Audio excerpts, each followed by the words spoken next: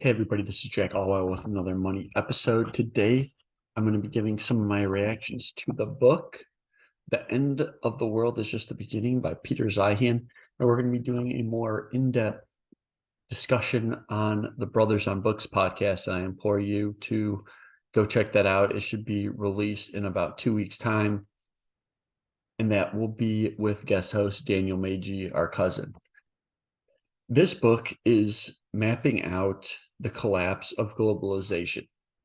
Peter goes through many industries, really gives a macro view on how post World War II we have seen a move towards globalization, with the US somewhat being the world's policeman and enforcing the trade routes. And for a long time, this played well into the US's agenda, as it was important that the US had access to oil. Now, the three oil regions, well, now they're the US, the former USSR, and the Middle East. But after World War II, the US was not completely energy independent. And so this enforcing these trade routes really helped us secure energy. And also over the decades, each country was able to specialize, and it's almost like there's one country and everyone's operating free-flowing markets, and it allowed countries that didn't really produce enough food for themselves to specialize in something, say manufacturing or some sort of material that they were sourcing, and then import food. So they could specialize in what they had somewhat of an advantage in. I think a lot of people have come to know that a lot of our stuff is produced in China, that manufacturing is basically the spot on the planet where a tremendous amount of the manufacturing happens. The Chinese are able to move out of the countryside, move out from the poverty into the cities, work in the plants, and then China's has been enabled to import their food, and they could not. And I think that's why I think pork, Peter was saying, is the third largest. The U.S. is now energy independent, and or basically energy independent, with Canada and Mexico in the North American Free Trade Agreement, NAFTA. So the U.S. is now positioned well, and in turn, we don't really need to be enforcing some of these trade routes like we had been, and patrolling the world like we had been. And if that were to happen, what is a knock-on effect from us not enforcing trade routes? Well, you have these segmentations in the world that take place, and other navies are going to have to help out, or the shipping containers and the ships that move material are going to have to change in some way, because there's probably a lot of risk moving a very slow moving barge of shipping containers across large distances with no force to enforce the security of those said parcels getting from one place to the other. In other words, we might see a tick up in piracy, and or you might need to start shipping materials in smaller boats, not so obvious what's getting shipped. So there could be an uptick in piracy. He also does a good job describing the demographic collapse of a lot of the world. Honestly, a lot of countries, you've seen through globalization, people move out of rural areas into cities, because now we don't need to make our own food necessarily. We can do other types of jobs. So people move into the cities, and when they move into the cities, they oftentimes have less kids also. And the increased technology on the farms, you don't need as many people. You're able to get more yield from the same amount of acreage, and the those jobs that people were doing, now those people need to go find new jobs. But basically, we have a real lot of people coming to retirement in the 2020s, 2030s.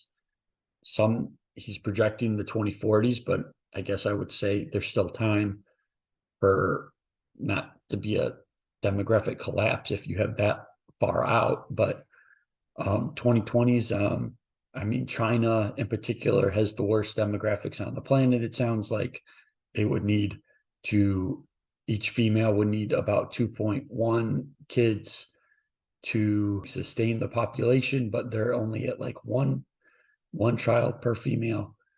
This is a major issue, and they import a lot of their food. So who's going to be doing all the work if all these, older people, and if, I mean, you would think if there is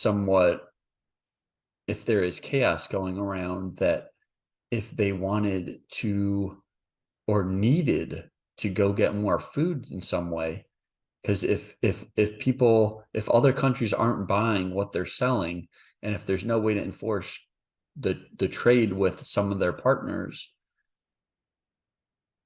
how are they going to get food?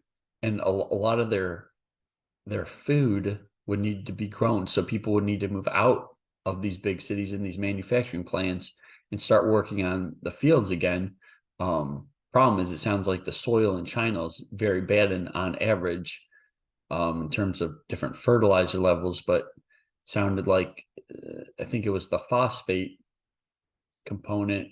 Oftentimes you would have to spend 5 times that of the rest of the world average, because the soil is not good there. So there's definitely a lot of things to be thinking about in terms of how you can take this information.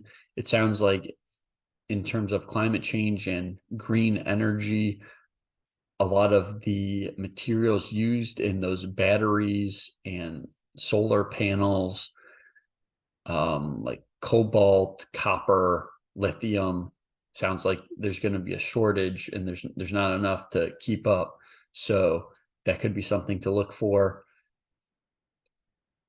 And I even saw there's an ETF called, I think it's CHRG, like charge, where they invest in commodities that are used in green energy. So that could be something to look for. And yeah, it's just, it just goes to show you again on a global scale, the longer your supply chains, or the more specialized you become, the more fragile you become to shocks in the system, because in this sense, it is better to be a little more well-rounded, and not be so specialized, because if you are specialized, you're prone to these shocks if there are cuts in the supply chain. I mean, they give an example, Ford. I think Ford sources for just any one car, you might have over 60 countries contributing to parts that go into a car. So if any one of those doesn't work, I mean, you kind of SOL, and you got to figure out how to get that. And there might need to be some manufacturing that's put back into America or Mexico. Sounds like Mexico's demographics kind of like a yin and yang to America's. They're a little younger, so a lot of the manufacturing sounds like will be going to Mexico. And so these are some things to think about. I would love to hear your thoughts. I don't think it's going to be as dreadful for China as maybe he's making it out to be. They're clearly getting older. They had the one child policy for a while, so there are definitely some things they're going to have to handle. But I think they've already tried expanding into other parts of the world and have a presence in other parts, and I could see them definitely not going down easy if, God forbid, they would really start to see like famine level type of food shortages. So definitely some things to think about. Hopefully you like this episode. Hopefully you like the material. Got some good stuff coming out soon, interviewing some very interesting people, and hope to see you soon. Bye.